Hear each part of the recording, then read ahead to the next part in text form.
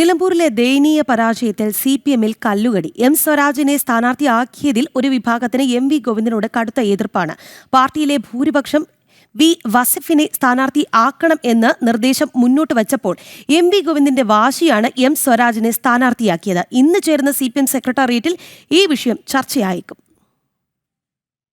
താരപ്രചാരകരെയും സാഹിത്യകാരന്മാരെയും ഇറക്കി പ്രചരണം നടത്തിയിട്ടും ദയനീയ പരാജയമാണ് നിലമ്പൂർ ഉപതെരഞ്ഞെടുപ്പിൽ സിപിഎമ്മിന് ഏറ്റുവാങ്ങേണ്ടി വന്നത്. നിലമ്പൂർകാരനെങ്കിലും മണ്ഡലത്തിൽ സജീവമല്ലാത്ത എം സ്വരാജിനെ സ്ഥാനാർത്ഥിയാക്കി എത്തിച്ചതും പരാജയത്തിന് ആക്കം കൂട്ടി. മണ്ഡലം നിലനിർത്തുക എന്നത് സിപിഎമ്മിനെ സംബന്ധിച്ച് അഭിമാന പോരാട്ടമായിരുന്നു. ദയനീയമായി പരാജയം ഏറ്റുവാങ്ങേണ്ടി വന്നു എന്ന് മാത്രമല്ല, വരുന്ന നിയമസഭാ തെരഞ്ഞെടുപ്പിൽ മണ്ഡലം തിരിച്ചുപിടിക്കുക എന്നതും സിപിഎമ്മിനെ സംബന്ധിച്ച് ബാലികേറാമലയായി മാറി. ഡിവൈഎഫ്ഐ സംസ്ഥാന പ്രസിഡന്റ് വി വസീഫിനെ സ്ഥാനാർത്ഥിയാക്കണം എന്നായിരുന്നു പാർട്ടിയിലെ ഭൂരിപക്ഷത്തിന്റെയും അഭിപ്രായം. ഇത് കൂട്ടാക്കാതെ പാർട്ടി സെക്രട്ടറി എം.വി. ഗോവിന്ദന്റെ പിടിവാശിയാണ് എം സ്വരാജിനെ സ്ഥാനാർത്ഥിയാക്കി എത്തിച്ചത്. പൊതുവെ മണ്ഡലത്തിന് അപ്രിയനായ സ്വരാജിനെ സ്ഥാനാർത്ഥിയാക്കിയാൽ തിരിച്ചടി നേരിടുമെന്ന് ഒരു വിഭാഗം അഭിപ്രായപ്പെടുകയും ചെയ്തിരുന്നു. ഇത് കൂട്ടാക്കാതെയുള്ള തീരുമാനമാണ് കനത്ത തിരിച്ചടിയായതും നാണക്കേടുണ്ടാക്കി തീർത്തതും. സ്വന്തം വാർഡിലും ബൂത്തിലും ലീഡ് നിലനിർത്താൻ എം സ്വരാജിന് ആയില്ല എന്നതും വലിയ നാണക്കേട് പാർട്ടിക്കുണ്ടാക്കി. സ്ഥാനാർത്ഥി നിർണയത്തിലെ അപാകതയാണ് ഈ തിരിച്ചടിക്ക് കാരണമെന്നാണ് പൊതുവിലെ വിലയിരുത്തൽ.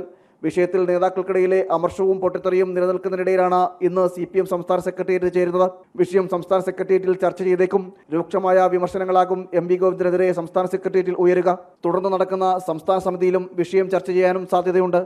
ജനം, തിരുവനന്തപുരം.